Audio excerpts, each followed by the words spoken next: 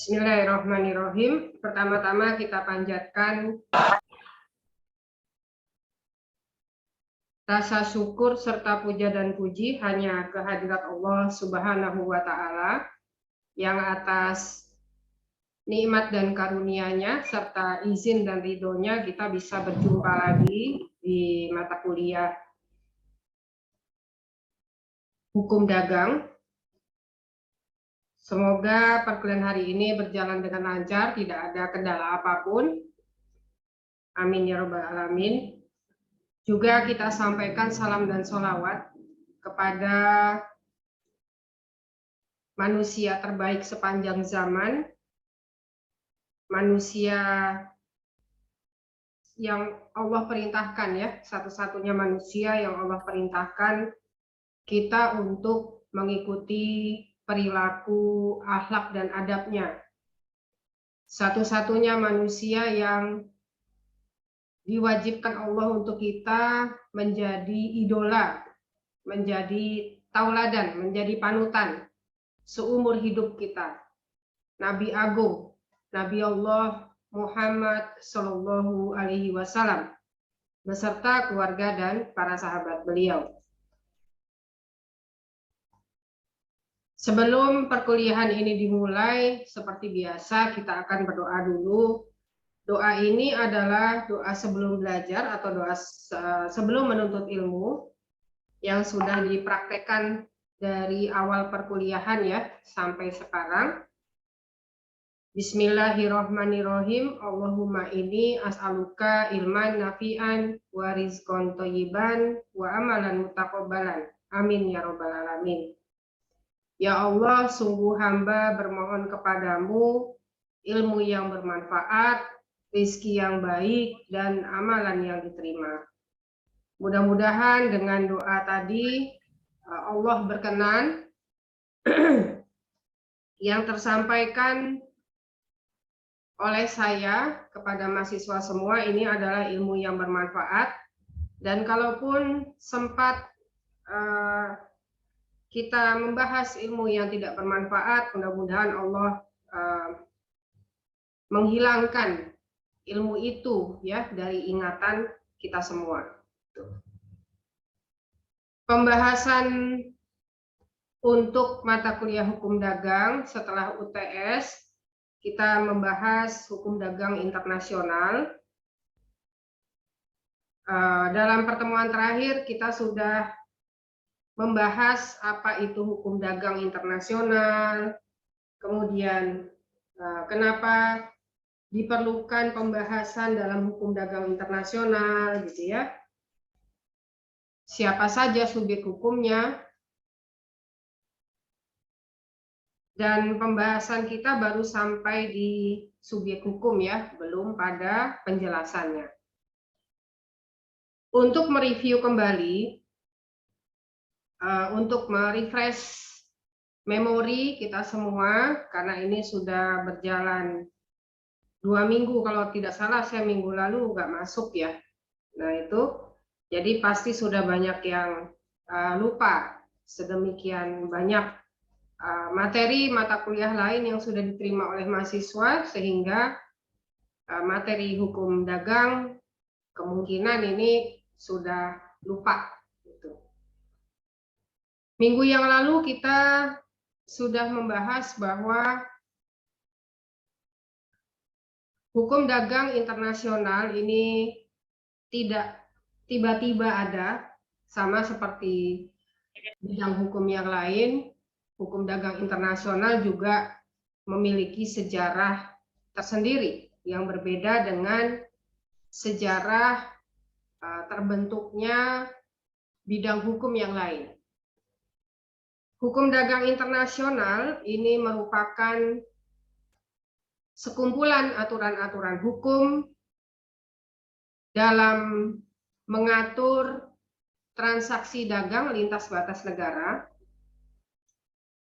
yang dibuat oleh negara-negara. Jadi negara-negara ini merasa kesulitan dalam mengadakan transaksi dagang dengan negara lain, sebab bermacam-macam masalah, gitu ya. Memang masing-masing negara sudah punya kitab undang-undang hukum dagang masing-masing.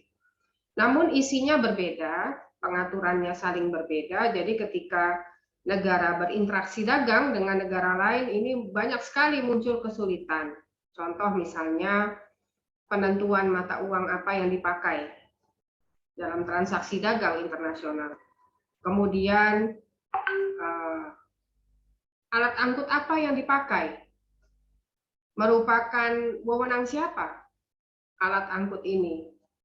Apakah harus penjual yang menentukan alat angkutnya atau pembeli juga boleh menentukan alat angkut, gitu ya? Atau berdasarkan kesepakatan misalnya. Nah, ini merupakan permasalahan juga, gitu ya. Permasalahan yang lain adalah metode pembayarannya pakai yang mana? Apakah bayar di muka, cash in advance, gitu ya? Atau misalnya cash on delivery, itu barangnya sampai baru bayar, atau pakai letter of credit, bisa juga begitu, atau pakai konsinyasi, gitu ya. Ini macam-macam metode pembayaran. Nah, ini menjadi permasalahan, gitu ya. Belum lagi nanti kalau ada salah satu yang one prestasi. Nah, ini kalau terjadi sengketa dagang antar negara, penyelesaiannya seperti apa? Nah, ini jadi masalah juga, gitu ya. Maka kemudian negara-negara duduk bersama untuk merumuskan peraturan perundang-undangan yang mengatur mereka sendiri, khusus di bidang transaksi dagang. Dari konferensi internasional ini, kemudian negara bersepakat bahwa sudah waktunya ada sebuah organisasi internasional khusus di bidang perdagangan yang mengatur transaksi dagang di antara mereka sendiri, di antara negara-negara itu sendiri. Maka kemudian terbentuklah WTO, World Trade Organization. World Trade Organization ini mengeluarkan atau menerbitkan prinsip-prinsip perdagangan internasional, yang nanti akan kita bahas, ya. Yang mana prinsip-prinsip perdagangan internasional ini harus dipatuhi oleh negara-negara. Apabila negara anggota WTO tidak mematuhi prinsip-prinsip perdagangan internasional, maka ada sanksi-sanksi tertentu yang akan dikenakan kepada negara tersebut karena dia sudah melanggar prinsip perdagangan internasional yang sudah disepakati bersama, gitu ya. Tapi sebelum kita masuk ke sana, kita akan membahas dulu subjek hukum dalam hukum dagang internasional. Karena kita harus tahu para pelaku hukum dalam hukum dagang internasional ini siapa saja, gitu ya. Yang pertama adalah negara. Ini di semua cabang hukum dari hukum internasional itu subjek hukumnya nomor satu pasti negara. Yang kedua adalah organisasi dagang internasional. Yang ketiga adalah individu. Yang keempat adalah bank. Menjadi catatan penting di sini bahwa individu yang dimaksud sebagai subjek hukum dalam hukum dagang internasional bukanlah orang. Sementara pengertian awam itu individu adalah orang. Tapi dalam hukum dagang internasional, individu yang dimaksud di sini adalah perusahaan. Gitu ya. Nah, jadi kalau seperti kita, individu, kemudian melakukan transaksi dagang dengan individu yang lain yang berbeda kewarganegaraan, maka dalam hukum dagang internasional kita tidak diakui sebagai individu. Maka dalam penyelesaian sengketanya, gitu ya. Contoh misalnya saya beli teleskop di eBay. eBay ini adalah situs jual beli online berbadan hukum di mana penjual di seluruh mancanegara itu mempromosikan barangnya di eBay, gitu ya. Kurang lebih seperti Bukalapak atau OLX, gitu ya. Karena eBay tidak hanya menjual barang-barang yang baru, tapi juga menjual barang-barang second. Nah, saya beli teleskop di eBay. Yang menjual adalah seseorang berkewarganegaraan Belanda, gitu ya. Jadi eBay ini hanya sebagai, ya dia marketplace, tidak, dia hanya menyediakan tempat untuk jualan gitu ya. Sementara penjualnya kan individu-individu. Nah, maka perjanjian jual beli yang terjadi adalah antara Bu Nizla dengan si orang Belanda. Berarti kan orang dengan orang, gitu ya.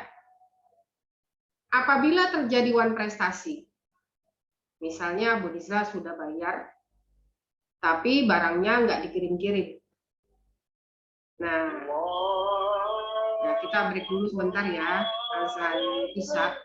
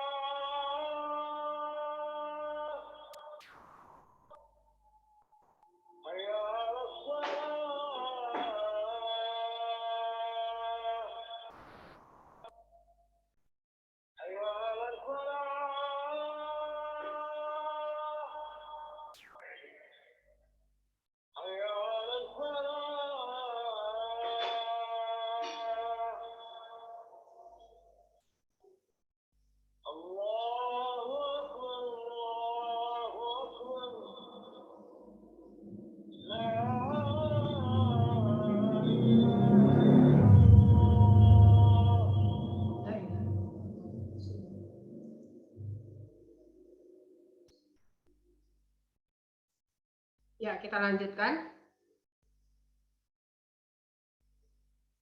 Maka apabila salah satunya wan prestasi, ini penyelesaian sengketanya tidak bisa melalui penyelesaian sengketa yang disediakan oleh WTO, gitu ya. Bagaimana kalau individu? Bagaimana kalau orang, gitu ya? Lalu bagaimana penyelesaian sengketa antara Bu Nizla dengan si seller yang orang Belanda ini? Karena tidak bisa pakai hukum dagang internasional, maka penyelesaian sengketanya memakai hukum perdata internasional. Gitu ya. Nah, apa yang tidak bisa diakomodir oleh hukum dagang internasional, subjek-subjek hukum yang juga melakukan transaksi dagang lintas batas negara yang tidak diakui sebagai subjek hukum dalam hukum dagang internasional, maka penyelesaian sengketanya memakai hukum perdata internasional. Namun sayangnya Indonesia masih belum punya undang-undangnya. Indonesia masih berupa rancangan undang-undang hukum perdata internasional. Gitu ya. Nah, itu ya individu ya menjadi catatan. Jadi individu dalam hukum dagang internasional itu bukan orang, tapi perusahaan. Nanti akan kita bahas ya. Kita akan bahas dulu negara. Negara adalah subjek hukum dagang internasional yang paling utama, paling mutlak, paling istimewa. Kenapa? Yang pertama, karena negara adalah satu-satunya subjek hukum yang memiliki kedaulatan. Kedaulatan itu kewenangan, ya, sovereignty. Kalau lihat kamus bahasa Inggris, sovereignty itu adalah kewenangan atau kekuasaan. Dengan kedaulatan ini, negara memiliki wewenang untuk menentukan dan mengatur segala sesuatu yang masuk dan keluar dari wilayahnya. Gitu ya. Dengan kedaulatan ini, negara berwenang untuk membuat regulasi, membuat peraturan perundang-undangan yang mengikat semua subjek hukum yang lain, baik yaitu perusahaan, ya, baik perusahaan, mengikat benda dan peristiwa hukum yang terjadi di dalam wilayahnya, gitu ya, termasuk perdagangan,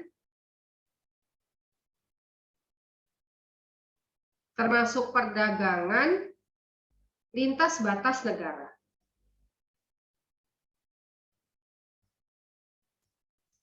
Gitu ya. Nah,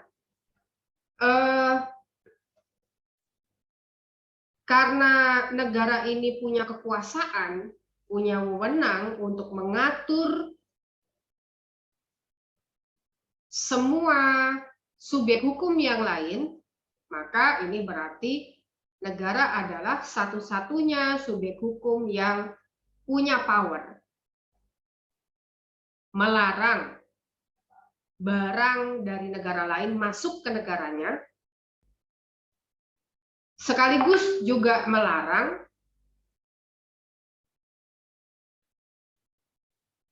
barang dari Indonesia keluar, gitu ya, sekaligus mencegah produk-produk tertentu dari negaranya menuju negara lain, terutama kalau produk tersebut masih dibutuhkan oleh warga negara itu sendiri, ya. Misalnya ada tawaran dari Singapura mau beli air bersih dari Indonesia. Namun ini tidak bisa dipenuhi oleh Indonesia karena warga negara Indonesia sendiri masih sangat memerlukan air bersih. Ya. Nah, itu salah satu contohnya. Bagaimana dengan benda yang lain yang dilarang masuk ke Indonesia? Ini ada beberapa benda yang oleh undang-undang dilarang masuk ke Indonesia. Kalau tidak salah saya kemukakan contohnya ya, minggu yang lalu. Ada yang masih ingat? Tri Astuti. Halo Tri. Tri Astuti ada?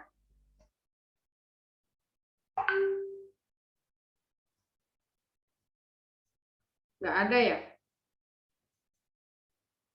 Ini jangan-jangan saya ngomong sendiri nih, mahasiswanya nggak tahu kemana nih.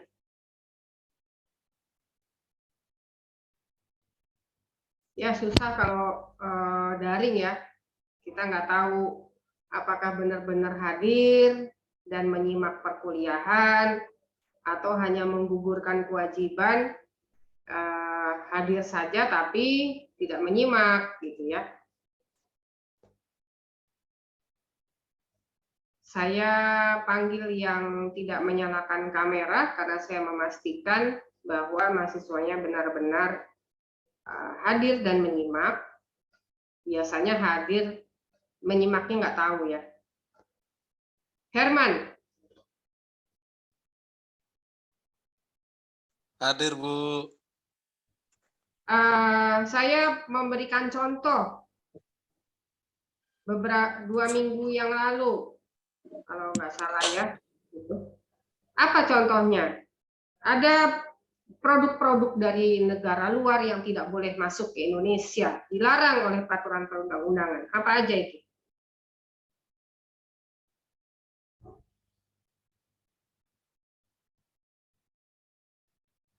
Majalah porno, Bu.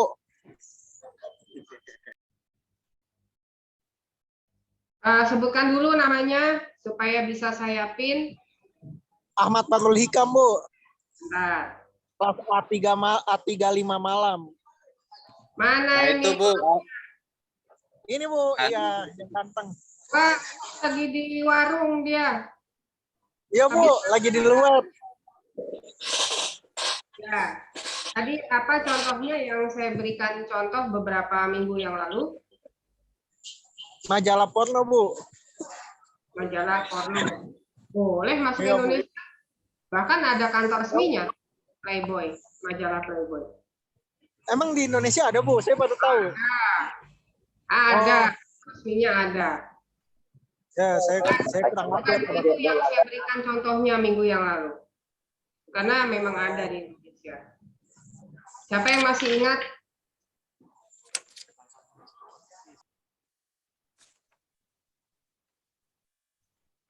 Herman, masih ingat? Ya, Bu. Narkotika, Bu. Narkotika. Itu sih sama aja, negara-negara lain juga narkotika dilarang masuk. Ini contoh di mana di Indonesia dilarang masuk, tapi di negara-negara lain boleh silahkan masuk. Gitu. Ya benar sih.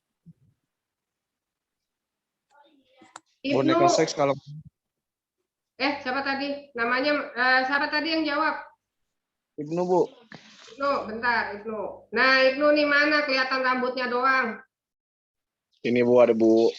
Nah, oh ini Ibnu. Saya baru-baru lihat namanya Ibnu ini nih. Aduh, dari awal kuliah nggak pernah ketemu mahasiswa. Nah, ganteng Ibnu nih. Boneka. Tuh. Habis nyisir baru nyata ini dibuka kameranya. Ya, oke. Contoh yang Ibu berikan apa, Ibnu? Kalau nggak salah boneka seks deh, Bu. Ya, itu salah satunya ya. Oke, baik. Terima kasih Ibnu. Ya, Sharing. Bu, sama-sama. Udah kenal sama Ibu ya semuanya ya. Nah, contoh misalnya saya ini pengalaman sendiri ya. Ketika saya ambil S2 di Malaysia, kemudian saya dulu itu tidak seperti sekarang ya. Kami itu kalau nulis tesis itu benar-benar dari buku. Nggak ada tuh yang namanya dari Google ya, belum zamannya gitu. Jadi benar-benar kita manual. Nah itu ada buku yang tidak ada di perpustakaan Universitas Kebangsaan Malaysia. Namun di sana kita dapat informasi bahwa buku itu ada di salah satu universitas di Singapura. Gitu. Jadi saya bersama beberapa teman, ada juga yang ke perpustakaan, ada juga yang cuma jalan-jalan gitu ya. Nah itu kita ke sana, kemudian setelah selesai semua urusan akademik, itu urusan kuliah udah selesai. Mumpung belum pernah ke Singapura gitu ya, itu juga ke Singapura karena ada tujuannya gitu ya, mau cari data untuk tesis. Kalau enggak sih males ngapain gitu kan, banyak tugas. Nah kemudian setelah selesai semua kami jalan-jalan di Orchard Road. Orchard Road itu seperti di jalan utama kalau di Jogja Malioboro lah gitu ya. Nah itu setiap 100 meter atau 200 meter itu ada toko namanya sex toys. Itu. Karena kami sama sekali nggak tahu gitu ya sex toys itu apa, dan waktu itu namanya anak muda ya, jiwa penasarannya sangat tinggi gitu. Akhirnya kami masuk gitu ke salah satunya, pengen tahu aja ini jualan apa sih gitu kan. Karena di Indonesia kan kita nggak pernah lihat, nggak tahu kita gitu ya sex toys. Di dalamnya itu banyak benda-benda aneh gitu, benda-benda aneh yang kami sendiri nggak tahu itu apa gitu ya, itu fungsinya apa. Karena kami semua berjilbab di sana, masuk toko itu, akhirnya disamperin sama pemilik tokonya gitu, terus nanya gitu ya, apa yang bisa saya bantu gitu. Kami bilang kami mau lihat-lihat aja, karena kami nggak tahu ini kalau sex toys itu jualannya apa gitu ya. Terus penjaga tokonya karena lihat kita berjilbab, akhirnya I think the shop is not what are you looking for gitu ya. Ini toko yang sepertinya nggak ada benda yang Anda cari di sini gitu ya. Terus kemudian dia menjelaskan bahwa sex toys itu adalah toko yang menjual alat-alat untuk permainan seks gitu ya. Itu ada cambuk, ada borgol, wah macam-macam. Itu yang it was our first time gitu ya, dan we really shocked, bener-bener kaget gitu. Waduh, ternyata begini ya kalau ke luar negeri maksudnya gitu ya. Wah, itu langsung kita keluar, kita minta maaf, kami salah masuk toko. Ya itu pemilik tokonya ya memaklumi ya, dia senyum-senyum memaklumi gitu. Nah, ya udah kita keluar, terus kita baru sadar gitu ya. Nah, itulah salah satu produk-produk yang tidak boleh masuk ke Indonesia. Itu makanya kita tidak pernah menemukan ada sex shop yang menjual sex toys gitu. Di sana terang-terangan di nama tokonya gitu ya, sex shop, terus provided all sex toys gitu kan. Nah itu jadi nggak mungkin di Indonesia ada, karena dilarang sama undang-undang. Bun, kalau ada sekalipun mungkin di black market kali ya, itu ilegal tuh jelas gitu. Ada lagi benda yang tidak boleh masuk Indonesia, itu adalah senapan, pistol gitu ya. Ini karena mengancam keamanan nasional negara Indonesia gitu. Jadi nggak bisa dijual bebas. Hanya dijual di toko-toko tertentu, dan pemilik senjata itu harus mendaftarkan senjatanya sehingga memiliki surat izin gitu ya. Nah, itu contoh-contohnya seperti itu. Nanti akan ada seiring dengan pembahasan kita akan ada beberapa benda lagi yang memang dilarang masuk ke Indonesia. Ada juga benda yang seluruh negara juga melarang masuk gitu ya. Narkotika jelas, karena narkotika ini kalau dihukum pidana internasional termasuk pada extraordinary crime itu. Kalau benda yang nanti akan kita bahas itu dia bukan termasuk crime gitu ya, bendanya tidak termasuk crime, tapi tetap oleh negara-negara itu bersepakat secara bertahap itu akan dikurangi masuk ke negara-negara, dan akan ada barang penggantinya gitu, substitusi. Itu akan kita bahas ya, karena itu berkaitan dengan prinsip-prinsip perdagangan internasional. Kalau saya kasih contohnya sekarang, nanti tidak berurutan. Itu penjelasannya tidak berurutan. Nah, negara yang kedua, nah itu tadi karena negara ini kan utama sebab dia satu-satunya subjek hukum yang punya power untuk bikin peraturan perundang-undangan, bikin regulasi yang mengatur arus masuk dan arus keluar barang dari dan ke wilayahnya sendiri, gitu ya. Yang kedua, negara ini sangat berperan secara langsung untuk membentuk organisasi-organisasi dagang sedunia. Jadi organisasi dagang itu nggak cuma WTO, ada beberapa lagi. Ada WTO, ada UNCTAD, ada UNCITRAL, gitu ya, macam-macam. Termasuk organisasi-organisasi dagang yang dibentuk berdasarkan negara-negara yang berada dalam satu wilayah. Contoh misalnya AFTA. AFTA ini kan ASEAN Free Trade Area, gitu ya. Daerah perdagangan bebas khusus untuk Asia, gitu. Nah itu ntar kita bahas juga. Jadi nggak cuma WTO, gitu ya. Kemudian negara kenapa kok jadi subjek hukum yang paling utama ya, nomor satu tuh negara, karena negara bersama negara-negara yang lain ini mengadakan perjanjian internasional untuk mengatur transaksi dagang di antara mereka. Contohnya adalah perjanjian friendship. Ya, perjanjian friendship ini merupakan perjanjian dagang antar negara satu dengan negara yang lain, gitu ya, yang didasarkan pada kesamaan sejarah, gitu ya. Ada keistimewaan di masa yang lalu, gitu. Contohnya ketika Indonesia pertama kali merdeka, negara yang pertama kali mengakui kemerdekaan Indonesia secara de jure itu adalah Mesir, gitu ya. Nah itu sampai sekarang hubungan Indonesia dengan Mesir itu sangat istimewa karena sejarah, gitu ya. Nah kemudian ada lagi perjanjian penanaman modal bilateral itu antara negara satu dengan yang lain. Ada lagi perjanjian penghindaran pajak berganda. Nah, ini juga termasuk perjanjian dagang, gitu ya.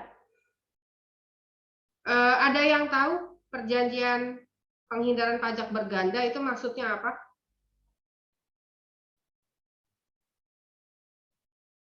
Kalau tidak, kita akan bahas ya perjanjian pajak berganda di minggu depan, itu.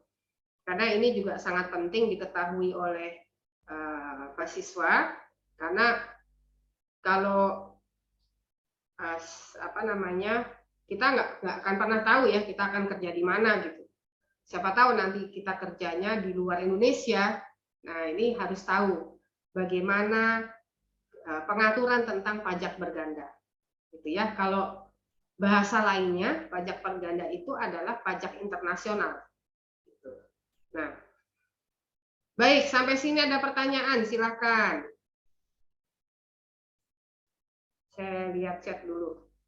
Ya, nggak apa-apa, izin off cam. Ya. Ada pertanyaan sampai sini? Masih ada waktu 2 menit. Tidak ada? Baik, kalau tidak ada pertanyaan, tolong nanti absennya di masing-masing kelas ya, jangan dijadikan satu. Walaupun kuliahnya dijadikan satu, gitu ya. Saya akhiri perkuliahan hari ini dengan mengucapkan hamdalah. Alhamdulillahirrahmanirrahim. Rekaman kuliah hari ini sudah nanti akan saya share di YouTube sehingga mahasiswa-mahasiswa yang berhalangan hadir tetap bisa menyimak materi kuliahnya, gitu ya. Dan absen untuk yang tidak hadir bukan absen di grup WA tapi absennya di YouTube ya, di kolom komen supaya berbeda gitu. Nasrun minallah wa fasun qorib wa basyiril mu'minin fastabiqul khairat. Wassalamualaikum warahmatullahi wabarakatuh. Waalaikumsalam warahmatullahi wabarakatuh. Kasih Bu. Sama-sama. Ketua kelas masing-masing jangan lupa absen ya.